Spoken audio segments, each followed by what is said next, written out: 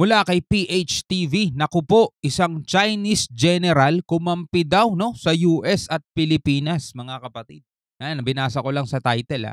Pagsalakay sa South China Sea, isang kahibangan, sabing ganon mga tol. Yan ang ating aalamin. Bibigyan natin ng reaction video and commentary, mga kapatid. So, wag na natin patagalin to. Huwag mo kakalimutan mag-subscribe kay PHTV, mga tol. So, wag na natin patagalin to. Total, wala na rin naman tayong hinihintay na. Panoorin na natin to, mga tol.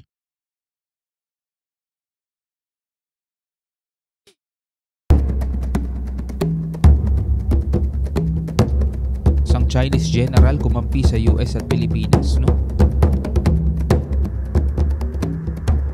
Disclaimer natin, mga kapatid, hindi natin to kinukumpirma, hindi natin pinatototohanan o pinasisinungalingan. Do your own research na lang, mga tol. Tayo ay magkokomento lang at magre-reaction sa ating panonoorin. Tuloy na natin to. Iulat na isang source na nagbanta umano ang isang Chinese general laban sa pinaplano ng Chinese Communist Party na pagsalakay sa isla ng Taiwan at persahang pag-agaw sa Ayungin Shoal mula sa Pilipinas.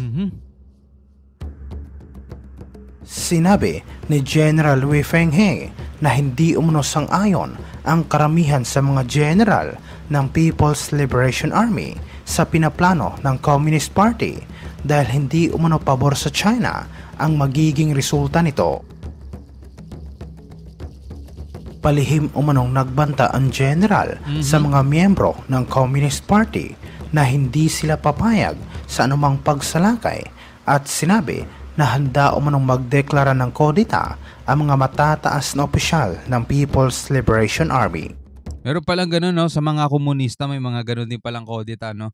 Meron din pala silang pagtutol, no? Ewan ko natin, mga tol, kung totoo yan, kasi alam natin, di ba, pag komunista, isa lang ang dyan, yung pinaka masusunod sa kanila, di ba? Kailangan sumunod ka, pag hindi, yari ka, di ba? Kasi kontrolado nila ang lahat, di naman to demokrasya na lahat merong freedom of speech, di ba? Wala namang ganun Sa kanila, wala nga welga-welga no? Nagbanta din siya na hindi kayang kontrolin ng Communist Party ang mga general ng People's Liberation Army at kung ipipilit nila na makipagyera, sigurado umanong babagsak ang administrasyon ni Xi Jinping. Di katulad sa North Korea, lahat ng general nakabaw kay Kim Jong-un lahat nakabaw. Iniulat ito matapos binisita ni DFA Secretary Enrique Manalo ang National Headquarters ng Philippine Coast Guard na kung saan nanawagan siya sa PCG na patuloy na sumunod sa mga international rules and order, isulong ang diplomatikong relasyon at tiyakin ang kaligtasan ng bawat Pilipinong mangingisda. Sinabi ni Manalo ng PCG ang mata at tenga ng mga Pilipino sa West Philippine Sea at patuloy niyang susuportahan ang acquisition ng mga karagdagang barko, state-of-the-art facilities at pinakabagong equipment para sa Coast Guard. Pinasalamatan din niya ang mga tauhan ng Philippine Coast Guard sa kanilang dedikasyon sa serbisyo upang mapanatili ang maritime security at maritime safety sa loob ng exclusive economic zone ng Pilipinas. Ang pagbisita ni Manalo sa PCG headquarters ay ginawa matapos nagtagumpay ang follow-up resupply mission ng Armed Forces of the Philippines sa BRP Sierra Madre sa Ayungin Shoal at kasama ang mga barko ng PCG sa ginawa nitong pinakabagong operasyon. Tayo wala pa tayo nababalita ang bagong resupply mission. Hindi natin alam kung kailan mangyayari ulit yan this month, no?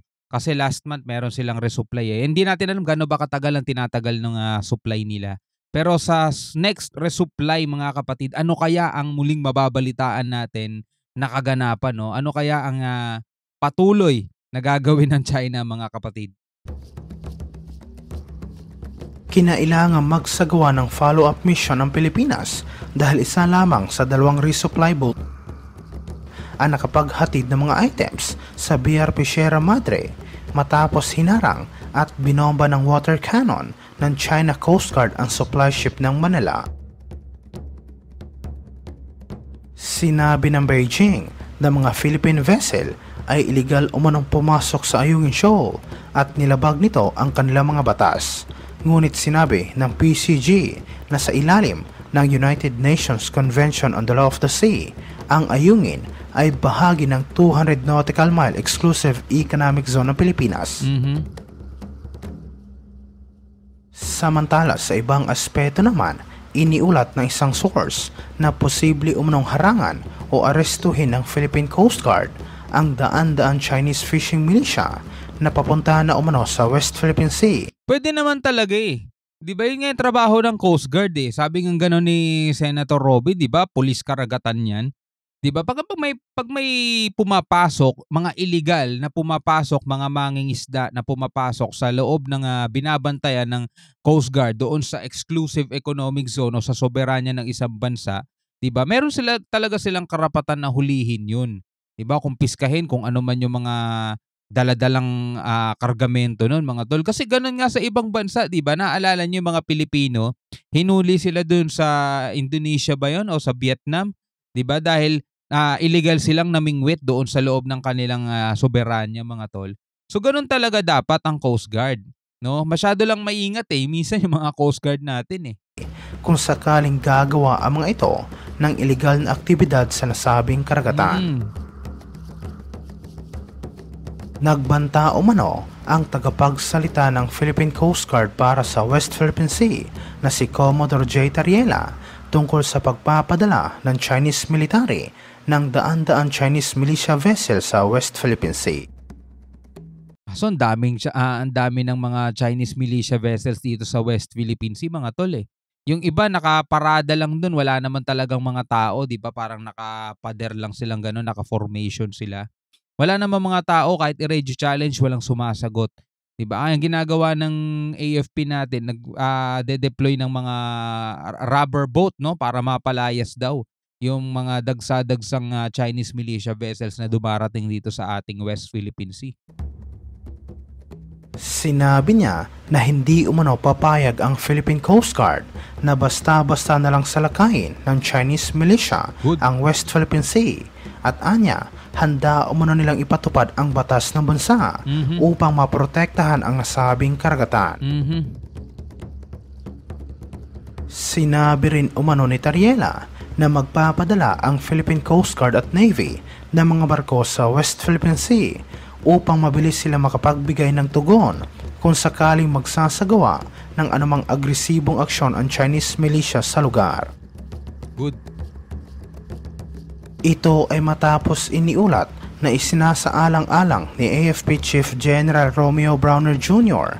na ayusin ang grounded na BRP Sierra Madre sa Ayungin Shoal bilang bahagi ng pagsisikap na mapabuti ang living condition ng kanilang mga sundalo na nagpoprotekta sa teritoryo ng bansa sa West Philippine Sea. Sana maituloy na yung plano na magkaroon ng permanent shelter doon sa Ayungin Shoal. Hindi yung patuloy na pagkukumpone doon sa nabubulok na Sierra Madre. Kasi hindi na talaga mayaan na yun. Hindi na maaayos pa yun, mga tol, no? Kumbaga, kahit na anong gawin doon eh, matinding pagkukumpone na yung kailangan gamitin doon, mga tol. Pero wala, masisira at masisira din. Masisira at masisira pa rin, mga tol. Kasi puro short-term solution pa lang yung nagagawa doon, mga tol. Parang pinapahaba lang nila yung buhay. Pero guguho pa rin yung katagalan. Kailangan talaga yung permanent na bato na, ano na talaga, yung totoong shelter na talaga, totoong base na talaga.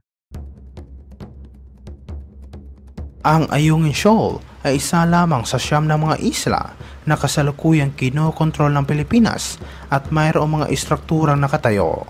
Sa ngayon, kinokontrol ng Pilipinas dahil andirito ang BRP Sierra Madre, itong maliit na ano na to. Pero once ito talaga gumuho at hindi na pagtuon ng pansin ng gobyerno, mga tol, 'di ba? Talagang syempre aalis yung mga sundalo diyan, saan sila titira diyan, 'di ba? Tapos hindi na tayo makakabilig diyan, babakuran na ng China 'yan, mga kapatid.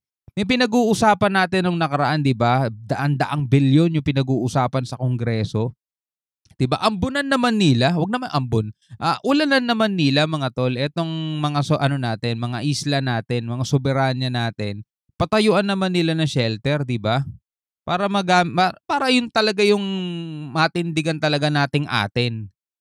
Ang natitirang mga isla ay ang Parola, Pag-asa, Kota, Panata, Likas, Lawak, Patag at Rizal. Unti na lang, di ba?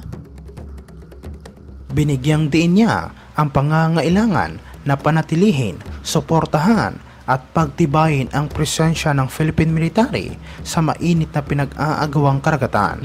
Gayunpaman, tumanggi si Bronner na magbigay ng mga detalye o timeline sa implementasyon ng mga plano ng Sandatahang Lakas. Iginiit niya na kung sakaling magdadala ang AFP ng mga construction materials para sa BRP Sierra Madre, walang karapatan ang sinuman na questionin ito. At muling binanggit na ang kanilang barko ay nag-ooperate lamang sa loob ng exclusive economic zone ng Pilipinas. Wala naman talagang karapatan na sino man na questionin yun. Pero wala rin tayong nagagawa kapag hinaharang tayo, mga tol. Yun ang malungkot na katotohanan ng nangyayari. Anya na ang bansa ay may karapatan na magsagawa ng resupply mission.